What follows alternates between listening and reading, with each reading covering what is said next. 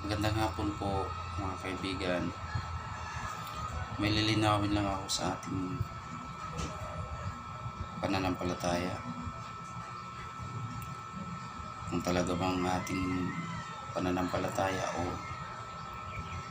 nababatay ba sa Biblia, nararapat ba, makatuwiran ba? Ang ating talakayin ngayon tungkol sa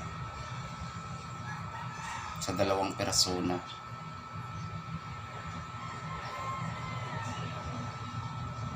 Dalawang persona na naglalang sa mga tao, sa atin. Kung ito ba'y ating pananampalataya, kung angkop dito, makatuwiran nga ang ating pananampalataya kung angkop sa nasusulat. Pero kung hindi naman naangkop sa nasusulat ang ating pananampalataya, maaaring pwedeng sabihin na kabulaanan na pananampalataya o hindi makatuwiran, dahil nga po ang bawat pananampalataya natin, halos karamihan, maliban lang siguro sa Muslim, tayong mga Kristiyano na nagdadala-dala ng Biblia, kailangan makatuwiran naman na angkop sa nasusulat. At dapat natin maliwanagan ang ating kaisipan at makikita natin ang katotohanan kung anong makatuwiran na linalakaran natin. Kung yun ba'y nasusulat sa Biblia. Pero miski nga mga Muslim ngayon dadala ng mga Biblia kasi kinakumpir-kumpir nila yung sulat ng Quran saka yung Biblia, halos magkapareha lang naman. Ngayon po babasahin natin yung nasusulat dito sa Biblia sa Genesis 1:26 hanggang 27, at kung saan natin maaabot ng ating mababasa dito sa pagtuklas tungkol sa ating linalakaran na pananampalataya, kung ito ba'y tama, karapat-dapat ba o hindi ba karapat-dapat. Kasi kailangan naman talaga na ang katotohanan talaga kailangan natin pairalin, lalo na sa pananampalataya, kasi mahirap na maligaw. Umpisan ko na magbasa, kaibigan. Makinig lang, makinig ka. At sinabi ng Diyos, lalangin natin ang tao sa ating larawan, ayon sa ating wangis. Sinabi ng Diyos. At magkaroon sila ng kapangyarihan sa mga isda sa dagat, at sa mga ibon sa impapawid, at sa mga hayop, at sa buong lupa, at sa bawat umuusad na nagsisiusad sa ibabaw ng lupa. Yan ang sabi ng Diyos. Pagpatuloy natin sa 27. At nilalang ng Diyos ang tao ayon sa kanyang sariling larawan. Ayon sa larawan ng Diyos, siya nilalang niya sila na lalaki at babae. So kaibigan, yung sa 26, may kausap na siya dito na lalangin natin tao ayon sa ating larawan at wangis. So maliwanag na pag may natin,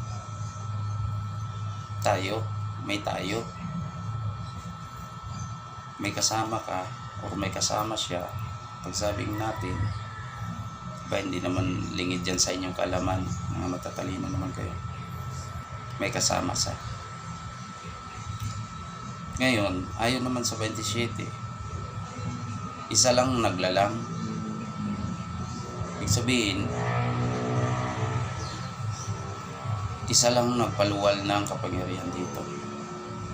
Kasi ang sabi sa 27, at nilalang ng Diyos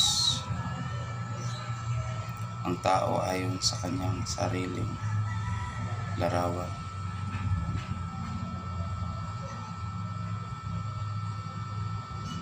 Sa larawan na ng Diyos nilalang. Ibig sabihin, hindi lingid sa kaalaman natin. Ang Diyos may larawan. At siya nilalang niya. Siya lang. Isa lang naglalang. Kasi ang sabi dito sa Betis City, nilalang niya sila na lalaki at babae. Pero ang pinag-usapan dito sa 26, lalangin natin. So ibig sabihin,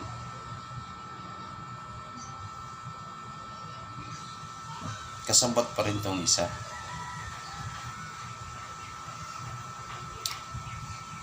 Baka siguro nag-agree lang din to. Sabi oo, paintulot muna.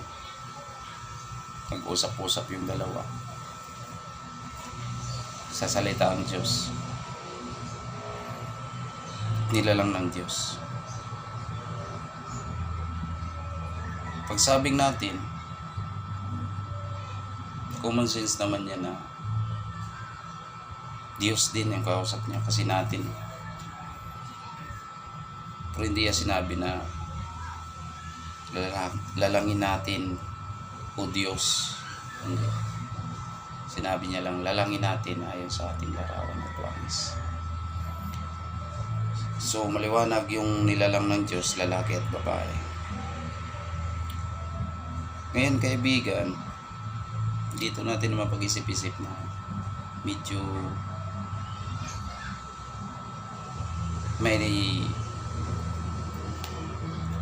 may kasama ang Diyos dito ng lumalang. Hindi pa natin natitiyak to kung Diyos din ba ang kasama niya o ano. Pero matitiyak natin na may kasama sang babae. May kasama siyang babae. Kasi ang lumabas sa nilalang nila, babae at lalaki.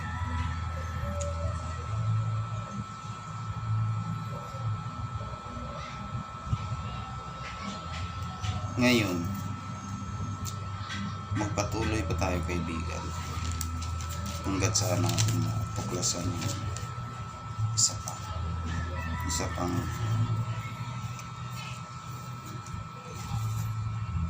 isa pang patunay.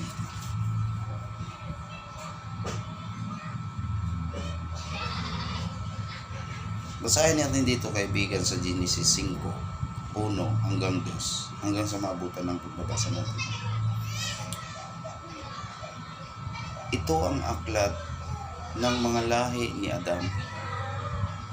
5:1, Genesis 5:1 kaibigan. Ang sinasabi dito, ito ang aklat ng mga lahi ni Adam. Nang araw ng lalangin ng Diyos ang tao sa wangis ng Diyos, siya nilalang. Wangis pala ng Diyos kaibigan. So ibig sabihin, hindi lingid sa kaalaman natin ayon sa kasulatan, sa sinabi dito, ayon sa wangis ng Diyos. Yung babae may wangis din. So ibig sabihin, maliwanag na wangis din ng Diyos yan. Sinabi dito. Kasi nahuhuli natin dito sa salita ng Biblia na sinasabi. So maliwanag dito kaibigan na ang babae pala, ang wangis ng babae, wangis din ng Diyos. At may kasama ang Diyos na lalaki at Diyos na babae ang kasama niya. Kasi dalawang lumabas, babae lalaki. Tsaka pinaka-centralize na sigurong pagtawagan nila Diyos.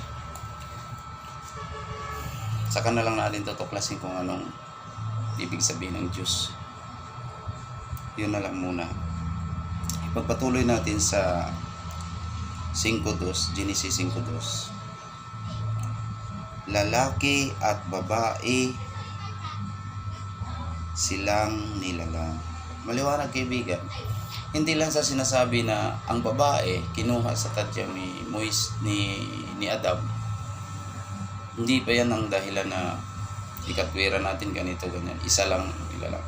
Dokumentado man dito kaibigan sa Genesis na sinasabi. Lalaki at babae silang nilalang. At sila'y binasbasan at tinatawag na Adam ang kaniyang pangalan ng araw na sila'y langlangin.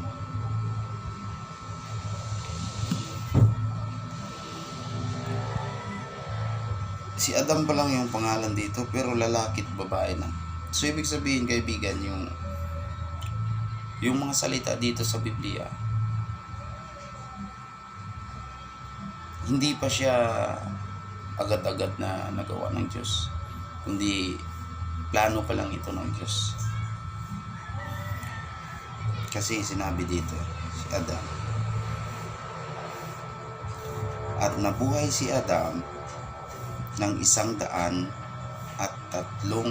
taon at nagkaanak ng isang lalaking kanyang wangis na hawig sa kanyang larawan at tinawag ang kanyang pangalan na si Seth. Ito na si Seth. Ngayon, i-clear natin dito kaibigan yung kasi parang nalihim to yung mga hiwaga ng salita ng Biblia. Balikan natin dito kaibigan sa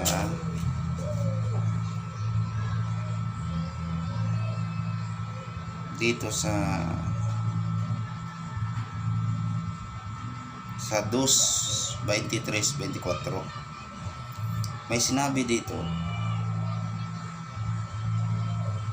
at sinabi ng lalaki, may sinabi dito sa 2:22 hanggang sa 23-24.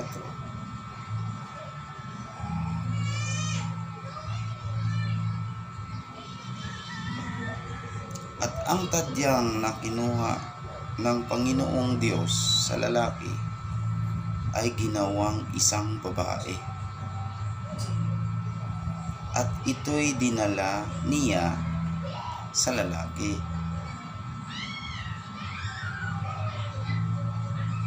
Magsimula naman tayo dito kaibigan sa 1 o sa 21, 2:21. Clear natin. Plano pa lang nga pala talaga ng Diyos. At hinulugan ng Panginoong Diyos ng di kawasang himbing ang lalaki. At siya'y natulog at kinuha ang isa sa kanyang mga tadyang at pinapaghilom ang laman sa dakong yaon. Sa 22. At ang tadyang na kinuha ng Panginoong Diyos sa lalaki ay ginawang isang babae. At ito'y dinala niya sa lalaki. Dinala niya. Sa 23. At sinabi ng lalaki, ito nga'y buto ng aking mga buto at laman ng aking laman. Siya'y tatawaging babae sapagkat sa lalaki siya kinuha. Ang proseso pala ng Diyos, hindi naman sila kasabay nila lang. Nagplano lang ang Diyos na maglalang sila ng tao. Pero ang tao, ang plano ng Diyos, babae at lalaki. Kasi nagkasundo nga sila nung una. Lalangin natin. May kasunduan nga sila doon, nag-uusap sila. Lalangin natin ang tao, ayon sa ating larawan at wangis. So ibig sabihin, ang unang nilalang ay lalaki. Ang pangalawang nilalang, babae. Kinuha lang din sa lalaki. Nilalang silang dalawa. Plano ng Diyos na dalawa ang lalangin niya. Hindi lang kasabay, nauna lang yung lalaki. At ang materials naman ng babae, kinuha din sa lalaki. Tadyang. Kaya mas masasabi natin na mas makapangyarihan yung lalaki. Kasi ang babae mula sa lalaki. Magpatuloy tayo, kaibigan. Sa 24. Kaya't iiwan ng lalaki ang kanyang ama at ang kanyang ina at makikipisan sa kanyang asawa at sila'y magiging isang laman. Ito nga ang hiwaga, kaibigan. Pero yung pinag-uusapan natin dito tungkol sa iklaro natin na may babae na kasama ang lalaking Diyos. Kaya sinabi dito, kaya't iiwan ng lalaki ang kanyang ama at ang kanyang ina. Napakaliwanag, kaibigan. Ang Diyos pala, si Adam. Ang naglalang pala sa kanya ama at ina. Si maliwanag naman dito na sinabi sa Genesis 2:24. Kaya't iiwan ng lalaki ang kanyang ama at ang kanyang ina at makikipisan sa kanyang asawa at sila'y magiging isang laman. Yan lang ang pinakahiwaga dyan. Anong dahilan nagiging sila isang laman. So ang i-clear lang natin doon na talagang may Diyos na babae. Kasi kamukha ng babae yung Diyos na babae. Yun ang tinatawag na ina. Di ba? May ina, kaibigan, may ina. Sa spirit talaga may ina. Napakaklaro dito, kaibigan. Ikot-ikot lang tayo dito sa Genesis. Sa Genesis 1 hanggang 2 saka hanggang sa 5 tayo. Hindi naman natin lahat babasahin. Yung mga punto, puro punto lang ng mga sitas dito yung ating binabasa. Kaya mag-isip-isip kayo yung mga lumalakad na pananampalataya na walang inang kinikilala. Pag-isipan nyo maigi kung yan ba'y karapat-dapat o kung hindi karapat-dapat. Ito, kaibigan, yung Biblia ko. Durog na yung Biblia ko. Pero kahit pa paano, makikita pa naman yung mga sitas, mga binabasa. Baka magsabi kayo na gawa-gawa ko lang yan. May mga sitas yung Biblia. Hindi gawa-gawa yan. Pakinggan nyo lang maigi yung binanggit ko ng mga sitas. Nandun yun. Klasin nyo lang sa inyong banal na aklat kung kinikilala nyo banal ang aklat nyo. Kung banal nga, di dapat sundin natin yung banal na salita dito. Kasi kung tayo nananampalataya, dapat naman sumunod tayo sa karapat-dapat na naaangkop sa nasusulat sa banal na kasulatan. Ngayon, kaibigan, yung may mga tanong lang ako sa aking sarili. Bakit hanggang sa ngayon maraming nagsisilitaw ng mga iba't ibang sikta na kunwabi sila ng makatuwiran, makarapatan mangaral? Kung tanungin mo naman, bakit naman sila walang ina? Sa una pa lang sa salita ng Biblia sa Genesis, pwede na silang sasabihan na kabulaanan sa kanila. Bakit? Hindi naman karapat-dapat ang kanilang linalakad na pananampalataya hindi naman naangkop sa Biblia. Nagdadala nga sila ng Biblia, pero ang sinusunod nila, hindi naman angkop dito sa nasusulat.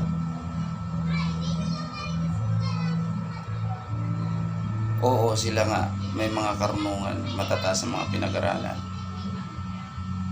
Bakit hindi nila naunawa sa simpleng unawa lang? Ako nga, hindi nga ako nakapag-aral. Hindi ako nakapagtapos. Marunong lang ako magsulat ng aking pangalan. Makapagbasa konti. Makapag-analyze ng konti. Pero, may takot ako sa mahal na Diyos. Gusto kong matuklasan ang tunay at katotohanan, makatuwiran na angkop sa banal na kasulatan. Dahil ang katotohanan naman nasusulat naman sa Biblia na siyang magpapalaya sa atin lahat. Basta may katotohanan, may kaliwanagan, may karapatan, may katuwiran. Ganun lang. Next time naman tayo kaibigan, siguro kung magpapatuloy tayo kung lulubin ng malamat. Ito lang payo ko sa inyo mga kaibigan.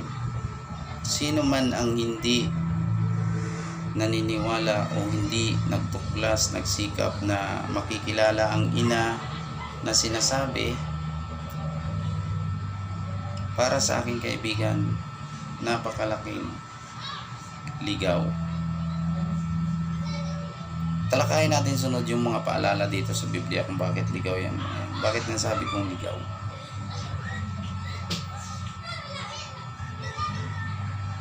Kasi isip-isipin natin ang katuwiran. Kung nararapat babaliwalay natin ang mahal na ina, ang Diyos na ina. Kasi Diyos ang pinag-usapan doon, at napakaklaro naman doon binanggit na iniwan ng lalaki ang kanyang ama at ina at nakikipisan sa kanyang asawa. Sa Genesis pa lang yun, yung salita na yun. So ibig sabihin, napakalinaw na may ina. Ang pinaka departamento nila doon, Diyos ang pinaka departamento nila. Pero may kanya-kanyang posisyon doon, yung tinatawag na ina at ama, at may kanya-kanyang wangis. At yan naman nakikita natin ng ebidensya.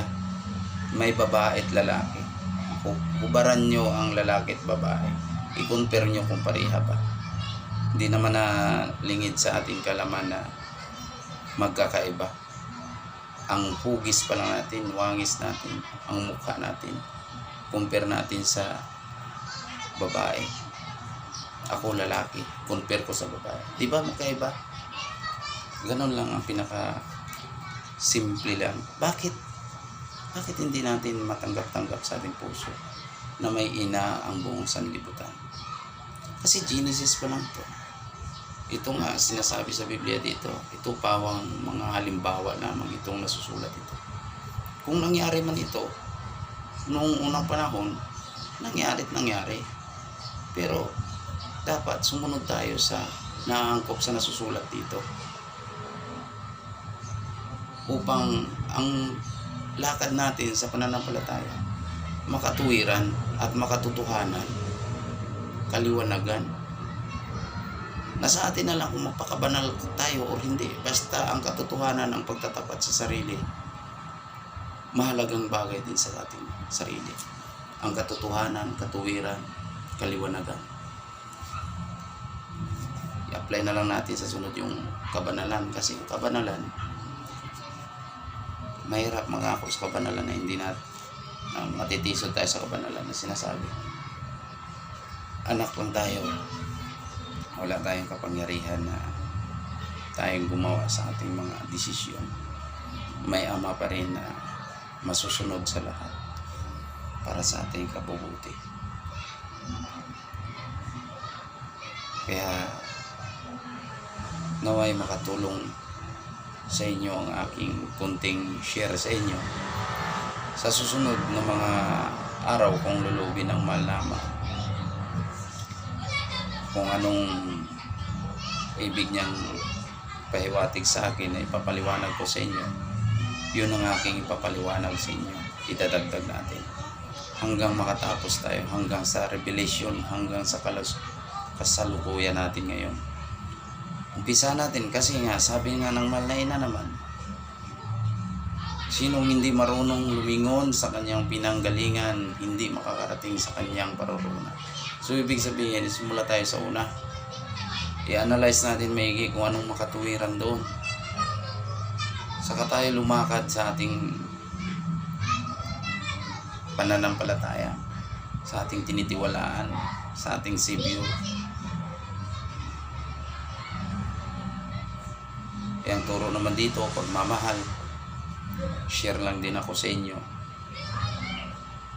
upang ako din marunong din ako magmahal hanggat sa makakaya kong mahalin. Kaya nga naparito rin ako sa video ito upang kahit na kakaunti o maikling paliwanag lang, makapag-share naman ako sa inyo. Maraming salamat po.